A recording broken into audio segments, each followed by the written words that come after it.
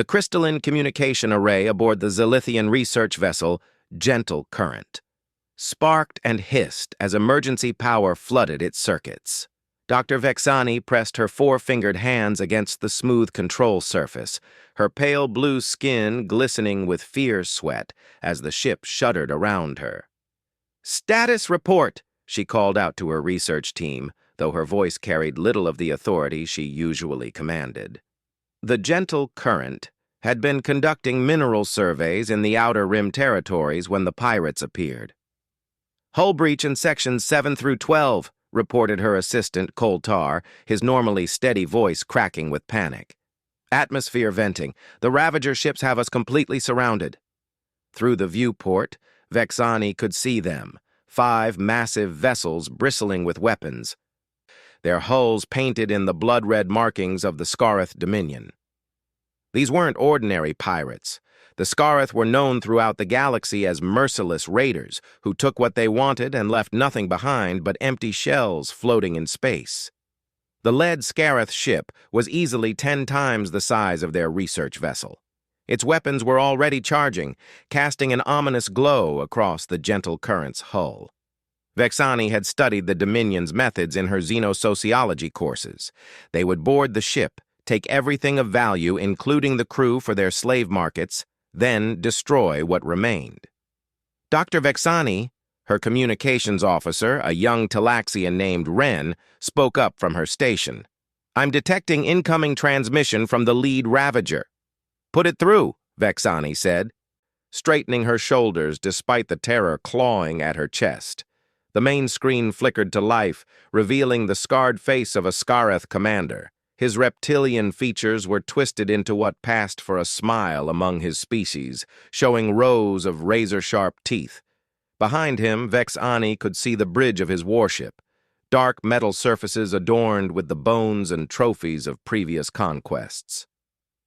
"Research vessel, Gentle Current," the commander said, his voice carrying the distinctive hiss of the Scarith language. "You will power down your engines and prepare for boarding. Comply, and your deaths will be swift. Resist, and you will spend years in our processing centers before we grant you the mercy of oblivion." The transmission cut off without waiting for a response. Vexani felt her knees go weak. She had heard stories about the Scarith processing centers, facilities where they broke captured beings both mentally and physically before selling them as slaves. "Doctor," Coltar said quietly, "what are your orders?" Vexani looked around at her team, 12 researchers and support staff, all of them brilliant minds who had dedicated their lives to expanding knowledge and understanding. None of them were warriors. Their ship carried no weapons beyond basic defensive shields, which were already failing under the constant pressure of the Scarith targeting systems. "Send a distress signal," she ordered. "Maximum broadcast range. Include our position, situation, and research data. If we don't survive this, at least our work will." Wren's hands flew over her console. "Broadcasting on all emergency frequencies, Doctor. The signal is being transmitted with full power." As the young communications officer worked, Vexani felt a strange sense of calm settle over her. They had done important work out here in the Rim territories. Their mineral surveys had identified 3 new planets suitable for colonization by the peaceful races of the inner systems. Their xenobiology research had discovered 17 new species of microbial life. If their distress signal reached the Galactic Council, that knowledge wouldn't die with them. "Signal transmitted, Doctor," Wren reported, "broadcasting continuously on all channels." "Good," Vexani nodded. "Now we wait." The wait wasn't long. Scarith boarding pods slammed into the Gentle Current's hull like metallic fists, their drilling mechanisms boring through the outer plating in seconds. The ship's internal atmosphere filled with the screech of tearing metal and the acrid smell of burned circuitry. Vexani gathered her team in the main research lab, the largest compartment on the ship. If they were going to make their last stand, it would be here among the instruments and specimens that represented their life's work. "Whatever happens," she told them, "remember that we are scientists. We seek knowledge and understanding, even in our final moments. The sound of heavy footsteps echoed through the corridors as the Scarith moved through their ship.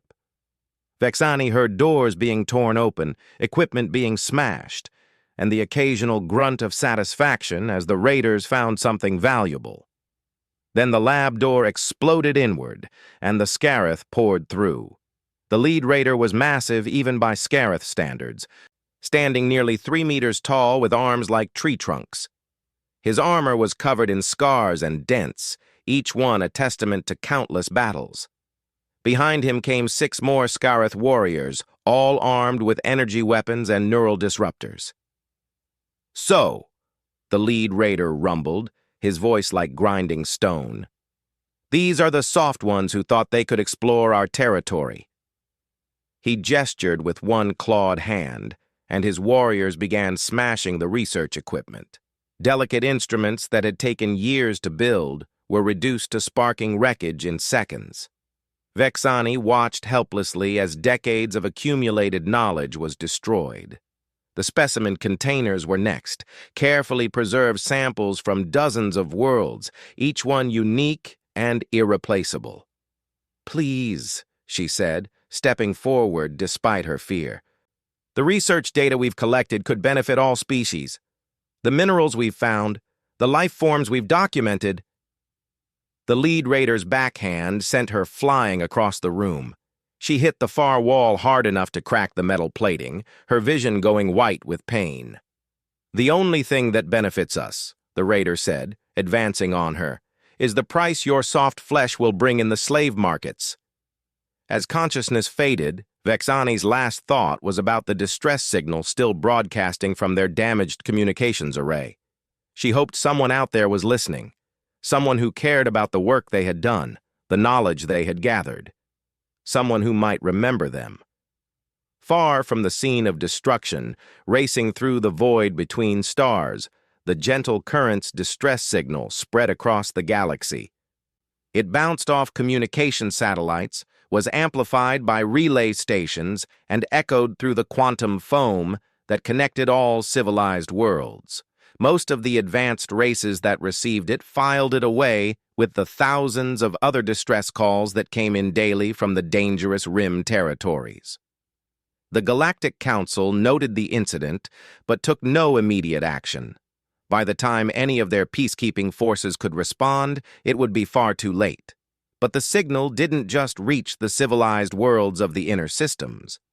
It also traveled along older, more primitive communication networks. Networks that had been established by younger species still struggling to find their place in the galactic community.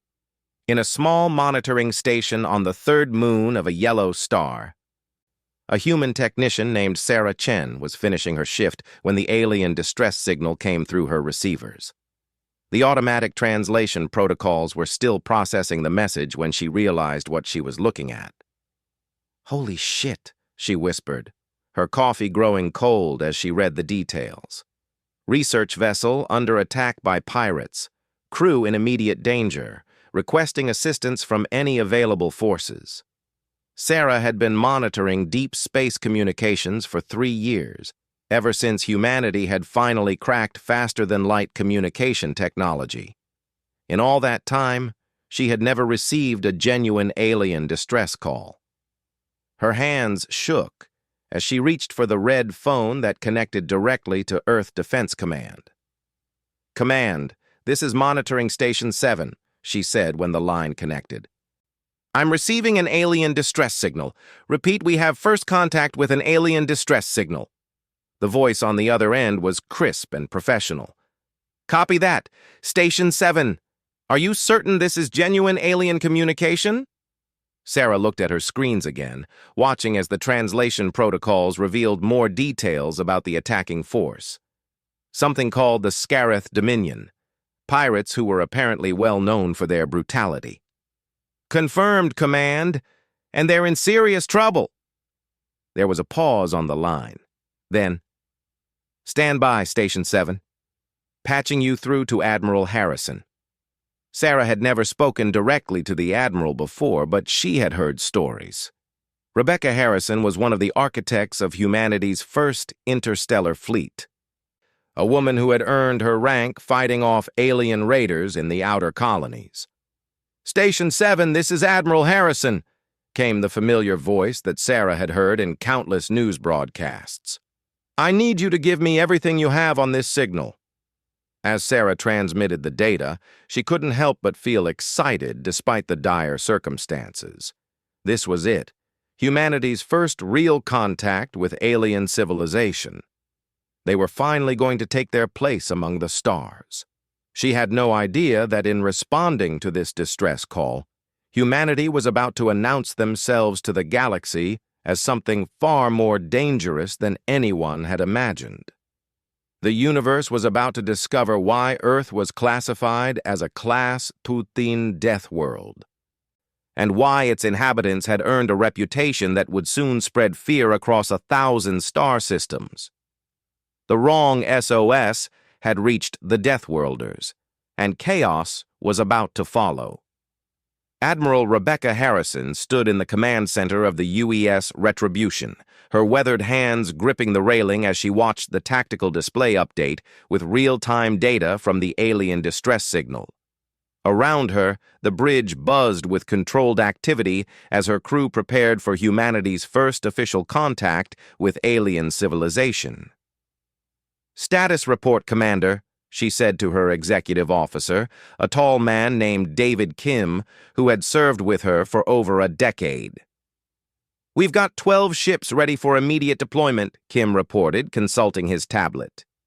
"The Retribution, 4 heavy cruisers, and 7 destroyers. All ships are equipped with our latest weapon systems and defensive arrays." Harrison nodded grimly. When humanity had finally developed faster-than-light travel 5 years ago, they had done so with the assumption that space would be dangerous. Every ship in the Earth Defense Fleet was designed for one purpose: to protect human interests against any threat they might encounter. "Time to target?" she asked. 47 minutes at maximum burn," came the reply from the navigation station. 47 minutes. Harrison hoped the aliens could hold out that long. According to the translated distress signal, they were facing something called the Scareth Dominion, apparently a well-known pirate organization that specialized in raiding and slave-taking. "Admiral," the communications officer called out, "we're receiving additional intelligence data from the monitoring station. The aliens have provided detailed information about the attacking force." Harrison studied the new data as it appeared on her screens. 5 Scareth vessels, heavily armed and significantly larger than the research ship they were attacking. The pirates' ships were apparently designed for intimidation as much as combat, with hulls covered in the bones and trophies of their previous victims. "Savages," she muttered under her breath. In her 25 years of military service, Harrison had seen humanity's worst impulses on display. But even the most brutal human conflicts had maintained some semblance of rules. These Scareth appeared to take pride in their cruelty. "Orders, Admiral?" Commander Kim asked. Harrison considered their options. This would be humanity's first contact with alien civilization, but it would also set the tone for all future interactions. Did they want to announce themselves as peaceful explorers, or as a force to be reckoned with? The decision was made easier when she thought about the research crew currently suffering at the hands of the Scareth, innocent beings dedicated to expanding knowledge and understanding, being brutalized by pirates. "All ships, battle stations," she ordered. "We go in hard and fast. Priority targets are the Scareth vessels. Our objective is to eliminate the threat and rescue any survivors."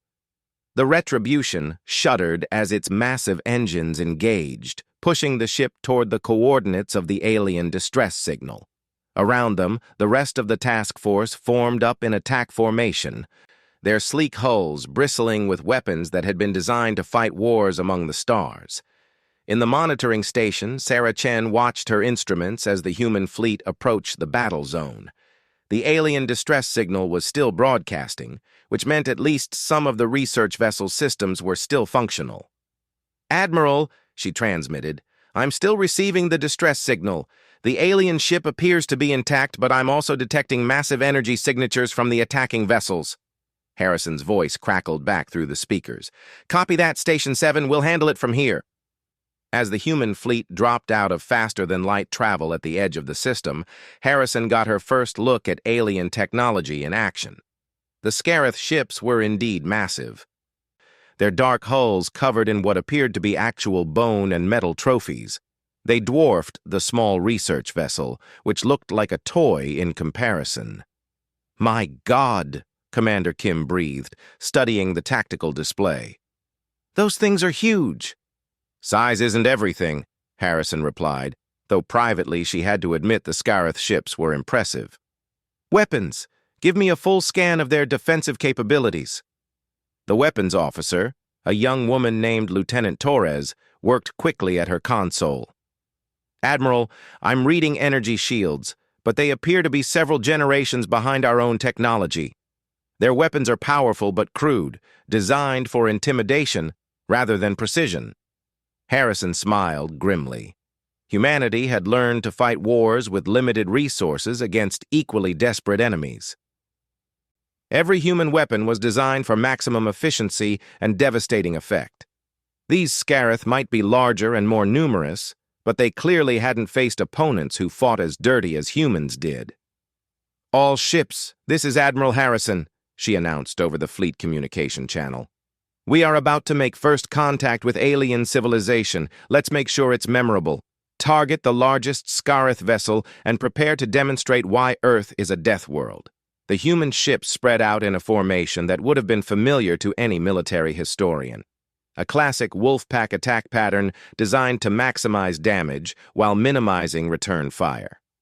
The Scarith, apparently confident in their numerical and size advantage, moved to intercept in a straight-line formation.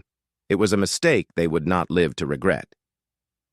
The first salvo from the human fleet lit up space like a small star-going nova. Antimatter torpedoes, particle beam cannons, and kinetic strike projectiles converged on the lead Scarith vessel from multiple angles. The pirates' shields flared and died in seconds, overwhelmed by the coordinated assault.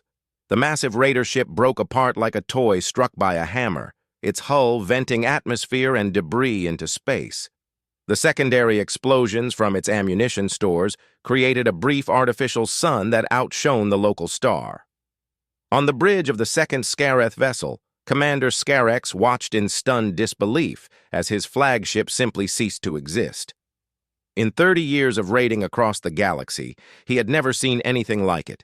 The attacking ships were smaller than his remaining vessels, but they moved with a precision and coordination that spoke of extensive combat experience. "Who are they?" his weapons officer hissed, his reptilian features pale with shock. "Unknown species," Scarex replied, studying the tactical display. "But they fight like demons. All ships concentrate fire on the lead enemy vessel. Show them what the Dominion does to those who interfere with our operations." The Scarith ships opened fire with their energy weapons, sending streams of superheated plasma toward the human fleet. It was an impressive display of firepower that would have vaporized any normal opponent. But the human ships simply weren't there anymore. Harrison watched with satisfaction as her fleet executed a maneuver that would have been impossible for larger, less maneuverable vessels. The human ships scattered like leaves in a hurricane, their advanced engines allowing them to accelerate and change direction in ways that clearly surprised the pirates. "Their targeting systems can't keep up with us," Torres reported from the weapons station. "They're designed to fight opponents who engage in traditional formation combat." "Then let's show them what unconventional warfare looks like," Harrison replied. "All ships, free attack pattern. Hit them fast and hard, then get out before they can respond." What followed was less a space battle than a demonstration of advanced military doctrine. The human ships struck like a pack of wolves, appearing from unexpected angles to deliver devastating attacks before vanishing again into the black of space. The second Scarith vessel fell to a coordinated attack that targeted its engine systems, leaving it dead in space before a final torpedo strike split it in half. The third ship tried to flee but was run down by two human destroyers that had been positioned to cut off any escape attempt. Commander Scarex found himself in command of the only two remaining Scareth vessels, both of which were already showing damage from the human attacks. His warriors, who had never known defeat, were beginning to panic. "Sir," his communications officer reported, "the enemy is sending us a transmission." "Put it through," Scarex ordered, wondering if the mysterious attackers wanted to gloat before delivering the killing blow. The main screen filled with the image of a human face, a species Scarex didn't recognize, though he could tell this was clearly a predator. The alien's eyes were small and focused, set in a face that showed the scars of previous battles. When she spoke, her voice carried the authority of someone accustomed to command. "Scareth vessels, this is Admiral Harrison of the Earth Defense Fleet," the human said. "You have exactly 30 seconds to release any prisoners you've taken and surrender unconditionally. If you refuse, we will destroy your remaining ships and leave you to float in space." Scarex felt his jaw drop open. In all his years of raiding, no one had ever demanded his surrender. The Scareth Dominion was feared throughout the galaxy for good reason. "Unknown vessel," he replied, drawing himself up to his full height. "You clearly don't understand who you're dealing with. The Scareth Dominion has raided these space lanes for over 200 years. We do not surrender to anyone, especially not to some unknown species with delusions of grandeur." The human's expression didn't change, but Scarex thought he saw something cold and dangerous flicker in those small predator eyes. 20 seconds, the human said simply. "Sir," Scarex's tactical officer spoke up, "perhaps we should consider their offer. They destroyed 3 of our ships without taking any apparent damage. Their technology appears to be significantly more advanced than ours." Scarex turned on his subordinate with a snarl. "The Dominion does not bow to threats. We are the terror of the Outer Rim. We take what we want and destroy what we don't need." 10 seconds, the human admiral announced. Scarex looked at his remaining ships on the tactical display, 2 vessels against the entire human fleet. The odds were not good, but the Scareth had built their reputation on never backing down from a fight. "All ships, attack pattern 7, he ordered. "If we're going to die, we'll take as many of these newcomers with us as possible." The 2 remaining Scareth vessels charged toward the human fleet, their weapons blazing. It was a courageous final assault that would have been worthy of song if anyone had survived to sing about it.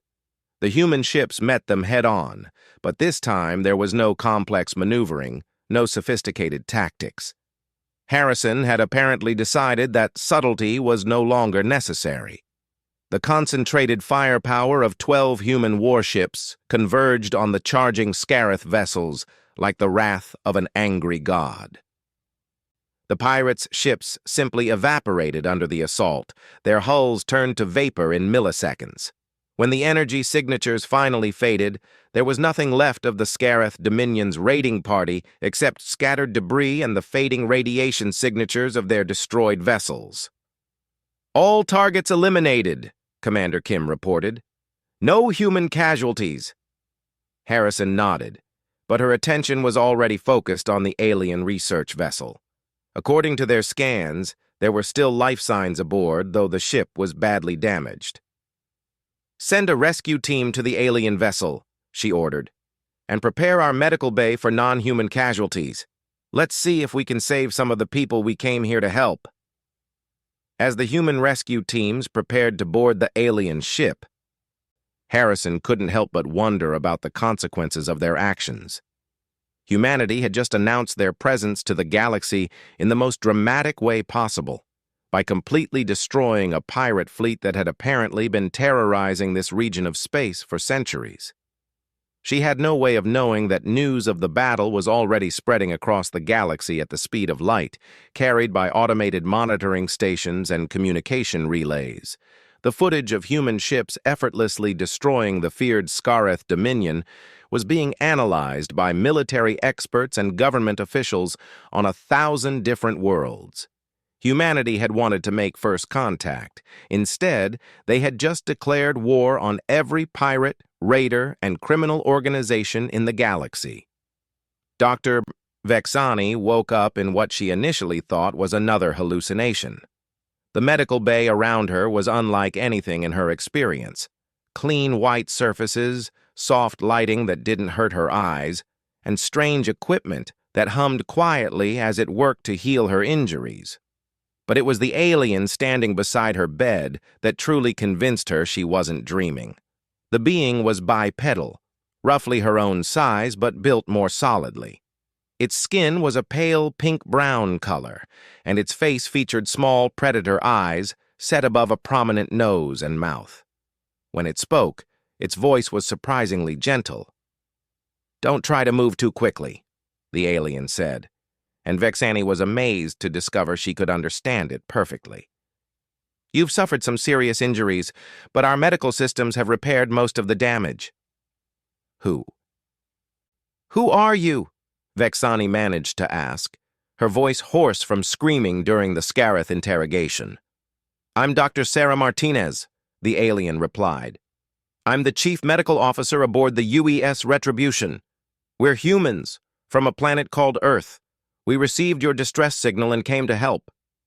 Vexani tried to process this information. Humans. She had never heard of them, which was unusual since her xenosociology studies had covered most of the known spacefaring species in the galaxy. "The Scarith," she said suddenly, trying to sit up despite the doctor's protests. "My crew, are they—" "Most of your people are alive," Dr. Martinez assured her. "We managed to rescue 11 of the 12 crew members. I'm sorry about the one we couldn't save." Tears filled Vexani's eyes as she thought about young Koltar, who had died during the initial Scarith assault. But 11 survivors out of 12 was better than she had dared to hope for. "How?" she asked. "The Scarith are one of the most feared forces in the Outer Rim. Their ships are massive, their weapons devastating. How did you defeat them?" Dr. Martinez exchanged a glance with someone standing behind Vexani. When the Zilithian turned to look, she saw another human, this one wearing what appeared to be a military uniform. "I'm Admiral Harrison," the uniformed human said, stepping forward. "I commanded the rescue operation. As for how we defeated the Scarith—" She paused, seeming to consider her words carefully. "Let's just say that where we come from, we've learned to fight very effectively." Over the next several hours, as Vexani recovered from her injuries, she learned more about these mysterious humans. They came from a world called Earth, which they described as a Class 13 death world, a classification that meant nothing to her. They had only recently developed faster-than-light travel, and this was their first contact with alien civilization. What troubled her was how casually they spoke about the complete destruction of the Scarith raiding party. 5 massive warships, each carrying hundreds of crew members, had been reduced to cosmic dust in a matter of minutes. "Admiral," she said during one of Harrison's visits to the medical bay, "may I ask what happened to the Scarith survivors?" Harrison's expression grew cold. "There were no survivors." Vexani felt a chill run down her spine. In most civilized conflicts, even against pirates, there were usually some survivors, crew members who escaped in life pods, wounded enemies who were taken prisoner for medical treatment. The idea that an entire fleet had been completely annihilated was almost unthinkable. "I see," she said quietly. "Dr. Vexani," Harrison continued, her tone becoming more formal, "I need to ask you some questions about galactic politics. We're new to interstellar relations and we want to understand the situation we've just involved ourselves in." Over the next hour, Vexani explained the complex web of alliances, trade agreements, and territorial disputes that govern the galaxy. She told Harrison about the Galactic Council, the major spacefaring civilizations, and the ongoing problem of piracy in the Outer Rim territories. "The Scarith Dominion has been a problem for over 2 centuries," she explained.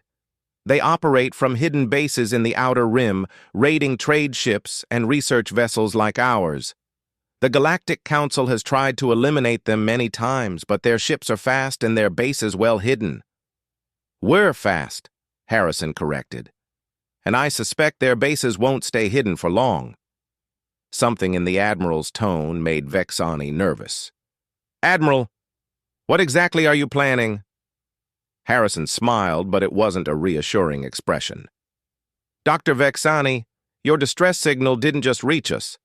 We've been monitoring galactic communications for some time now, learning about the various threats to peaceful spacefaring civilizations. The Scarith are just one of many pirate organizations that seem to operate with impunity in this region of space. Before Vexani could respond, another human entered the medical bay, a young woman wearing a communications officer's uniform. Admiral, the officer reported, we're receiving transmissions from multiple sources. News of the engagement has spread throughout the galaxy. We're getting communication requests from something called the Galactic Council, as well as from various government and military organizations. Harrison nodded. Any word from other pirate groups? Yes, ma'am. We're intercepting increased chatter from at least 6 different raider organizations. They're trying to figure out who we are and whether we pose a threat to their operations. And what conclusion are they reaching? Harrison asked. The communications officer smiled grimly. Mixed opinions, but most seem to think we got lucky against the Scarith. Several groups are talking about teaching the newcomers a lesson. Vexani watched this exchange with growing alarm. These humans had just destroyed one of the most feared pirate fleets in the galaxy, and other criminal organizations were already planning to attack them. Did they not understand what they had witnessed? Admiral, she said urgently, you need to understand something about galactic politics. What you've done here today, destroying an entire Scarith fleet, will have consequences far beyond this single engagement. There are dozens of pirate organizations in the Outer Rim, and they depend on their reputation for invincibility to maintain control over their territories. Harrison listened carefully as Vexani explained the delicate balance of power that existed in the lawless regions of space. The pirates maintained their dominance through fear and the perception that resistance was futile. By defeating the Scarith so completely, the humans had challenged that perception. So you're saying that other pirate groups will feel compelled to attack us to maintain their reputations? Harrison asked. It's almost certain, Vexani confirmed, and not just the small raiders. Some of the larger criminal organizations control entire star systems. They have fleets that dwarf what you face today. Harrison considered this information for a moment, then turned to her communications officer. Lieutenant, please send a message to Earth Defense Command. Inform them that we may need additional resources for extended operations in this region. Ma'am, how many ships should I request? The officer asked. All of them, Harrison replied simply. Vexani felt her blood turn to ice water. Admiral, surely you're not planning to take on the entire criminal underworld of the galaxy. Dr. Vexani, Harrison said, turning back to her with that same cold smile. Let me tell you something about humans. We come from what you call a Class-Dothene death world, though I suspect your classification system doesn't fully capture what that means. On Earth, we evolved alongside predators that could tear us apart with their bare hands. We survived ice ages that killed 90% of all life on our planet. We've fought wars against our own species for thousands of years, learning every possible way to kill and be killed. She gestured toward the viewport, where the debris field from the Scarith ships was still visible. What you witnessed today wasn't us getting lucky. It was us holding back. We destroyed those ships so quickly because we didn't want to risk any of your people being killed in a prolonged engagement. The Admiral leaned closer, and Vexani could see something predatory and dangerous in her eyes. Something that reminded her of the apex hunters from her own world's prehistory. The pirates of this galaxy have spent centuries terrorizing peaceful civilizations because no one has been willing or able to stop them, Harrison continued. They take what they want and destroy what they don't need. Because they've never faced real consequences for their actions. She straightened up, her expression becoming businesslike again. That ends now. Humanity doesn't negotiate with terrorists. We don't pay ransoms to pirates, and we sure as hell don't let bullies run roughshod over innocent people. Over the following days, as the gentle current was repaired and the rescued crew recovered from their ordeal, Vexani watched in fascination and growing horror as the humans prepared for what they casually referred to as a police action. Admiral Harrison's request for additional ships had been approved with remarkable speed.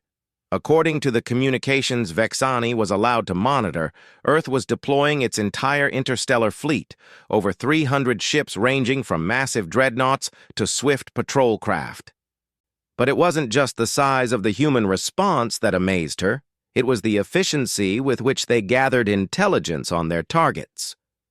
Within 72 hours of the engagement with the Scarith, the humans had identified the locations of 6 major pirate bases and were tracking the movements of over 30 criminal fleets.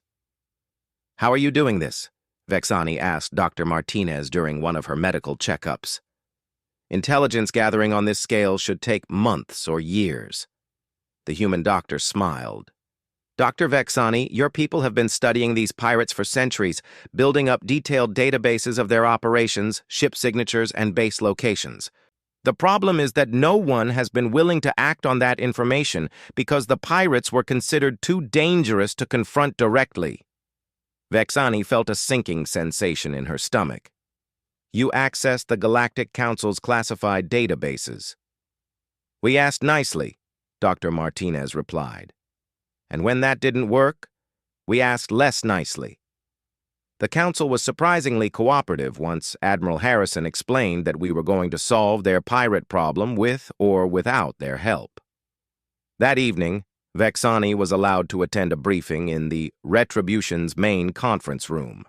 She found herself surrounded by human military officers as they planned what could only be described as a coordinated campaign of extermination. Target Package Alpha consists of the Corvin Raiders, Colonel Williams, the fleet's tactical officer, was explaining. 18 ships operating out of a fortified asteroid base in the Nexus system. Intelligence suggests they're responsible for over 400 raids in the past decade. "Recommended approach?" Admiral Harrison asked. "Stealth deployment," Williams replied. "We position our ships at the edge of the system and take out their base with long-range bombardment. Any ships that try to escape get run down by our patrol craft." Harrison nodded approvingly. "Timeline?" 48 hours. The third battle group is already en route." Vexani listened as the humans discussed similar operations against 5 other major pirate organizations. The casual efficiency with which they planned the destruction of entire criminal fleets was unlike anything she had ever witnessed. "Admiral," she said during a break in the briefing, "what you're planning, it's going to fundamentally change the balance of power in this region of space. Have you considered the long-term consequences?" Harrison looked at her with what might have been amusement. "Dr. Vexani, the long-term consequences are exactly what we're aiming for. The Outer Rim territories are full of rich worlds and peaceful civilizations that are being held back by the threat of piracy. Once we eliminate that threat, this region will be free to develop its full potential. But what about the power vacuum you'll create? What about the economic disruption? There are entire industries built around defending against piracy." "Then those industries will have to find new purposes," Harrison replied firmly. "We're not here to preserve a broken system. We're here to fix it." As the briefing continued, Vexani realized that she was witnessing something unprecedented in galactic history. The humans weren't just planning to defeat the pirates. They were planning to completely reshape the political and economic structure of the Outer Rim territories. And based on what she had seen of their military capabilities, they had the power to do exactly that. The gentle research mission that had started with her crew's survey of mineral deposits had somehow triggered what would later be known as the Human Intervention, a campaign that would eliminate organized piracy from the galaxy and establish humanity as the dominant military power in known space.